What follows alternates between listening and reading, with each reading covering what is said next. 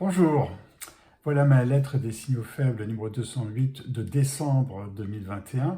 Comme c'est la lettre des signaux faibles de décembre, c'est aussi l'occasion pour moi de réfléchir un petit peu sur tout ce qui est en train de se passer en fin de 2021, en début d'année électorale. Voilà, c'est une sorte de plonger sur le temps présent, voir comment on peut imaginer les choses. 5 signaux faibles. Le premier, c'est est-ce que nous sommes à la Renaissance? Le deuxième, le monde dur et le monde mou. Le troisième, sur la logique française qui est la nôtre. Le quatrième, sur avoir raison avec Sartre ou tort avec Aron. Et le cinquième, sur les tendances et les perspectives du commerce. Donc commençons par la Renaissance.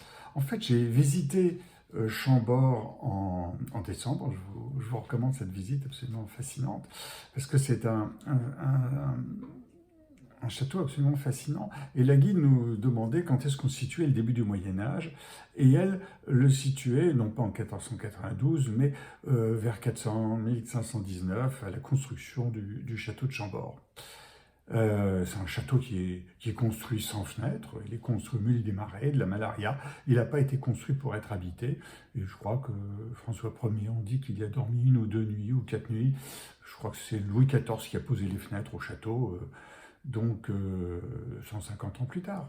Bien, mais ce qui est intéressant, c'est que nous sommes à une époque de la puissance de Charles Quint, de François Ier et d'Henri VIII, et puis nous sommes aussi 1519, à l'époque où Érasme écrit Éloge de la folie, en 1509, où il critique la chrétienté, enfin le catholicisme exactement, et Luther vient, reprend cette critique de manière beaucoup plus violente en 1517, vous voyez, tout ça c'est à peu près les mêmes années, et Luther apportera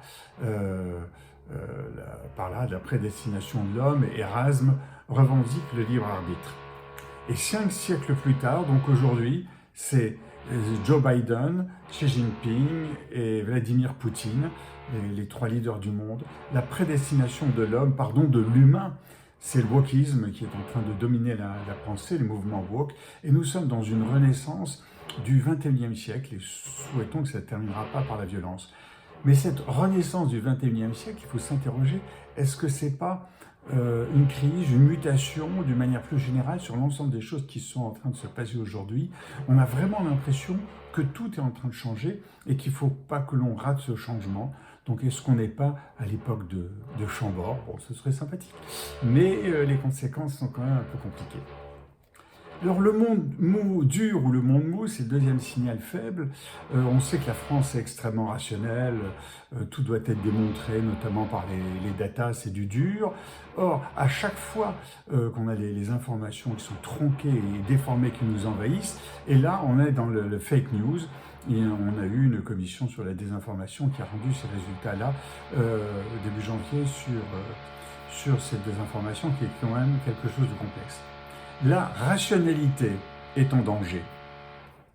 Non qu'elle soit abandonnée, mais notre quotidien aussi est fait d'utopie, mot créé d'ailleurs par Thomas More en 1516. Thomas More, que Érasme pleura à son assassinat en 1535.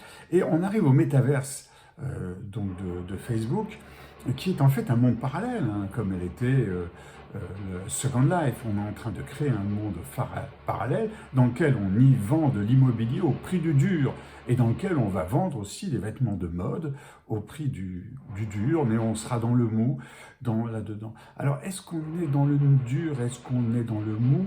Vous voyez que l'utopie est quelque chose de nécessaire pour qu'on soit aussi dans le mou.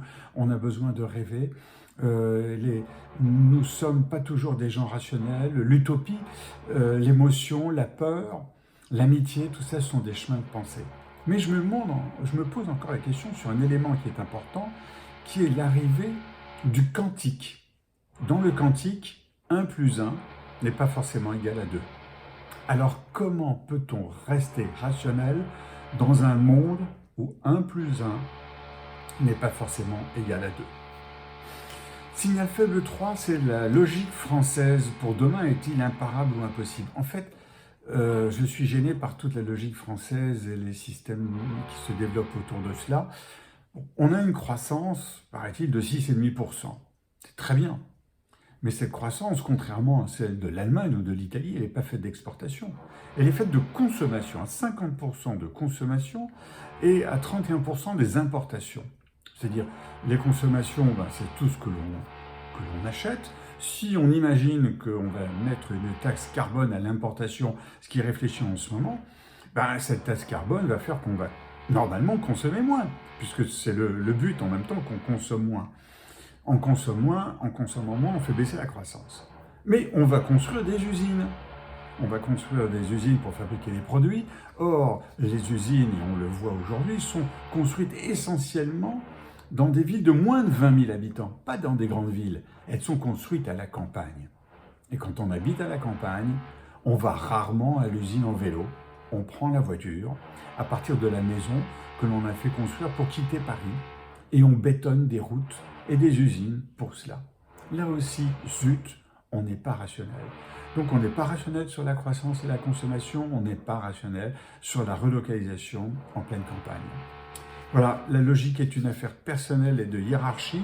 Aujourd'hui, la logique collective est mise au rebut, au bénéfice de la logique individuelle jusqu'au wokisme.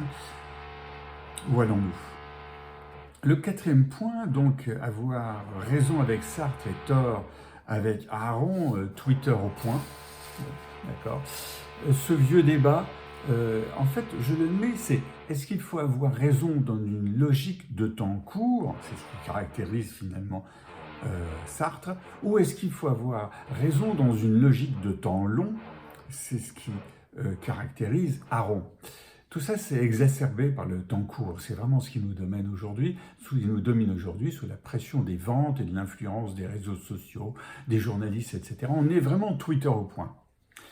Je le retrouve dans tous les exercices de futur. Lorsque j'ai affaire à des entreprises familiales ou celles qui sortent de la bourse, le futur est accepté, la prospective est acceptée. On accepte de prendre son temps, de se dire on peut se tromper. On peut penser à 5 ans, à 10 ans et réfléchir sur différentes pistes. L'erreur du présent est pardonnée si on a la vision du futur. Alors certes, Sartre avait la vision d'un futur, un futur dogmatique, notamment communiste, auquel il s'est accroché même lorsque la preuve était fatale qu'il s'était trompé. Donc le temps présent nous enferme dans cette phrase. Avoir tort avec Aaron, c'est sortir du silo. Steve Jobs, lorsqu'il a ouvert son premier Apple Store, il y a 20 ans, un peu plus, c'était en 2001, en pleine explosion des ventes sur Internet, eh bien Michael Dell s'est moqué de lui et il lui a recommandé de changer de boulot. En ce temps-là, Dell avait raison et Jobs avait tort. Aujourd'hui, il ne reste que Jobs. Donc avoir raison avec Sartre ou tort avec Aaron, ou tort avec Aaron et raison avec Sartre. La cinquième tendance, c'est la cinquième signal faible. Ce sont 5 tendances et 5 perspectives sur le commerce. Je ne vais pas vous les détailler. D'abord, vous les avez en dessous. Le lien aussi est fait là en dessous pour voir avec un petit YouTube que j'ai fait là-dessus. Voilà. Et le reste de la lettre des signaux faibles numéro 208 de décembre 2021 a été consacré à des signaux faibles plus classiques sur les événements du mois. Mais bon, j'espère que je vous ai aidé à réfléchir pour 2022 et les années qui viennent. On est vraiment dans les années folles. Je repars en plongée. À bientôt.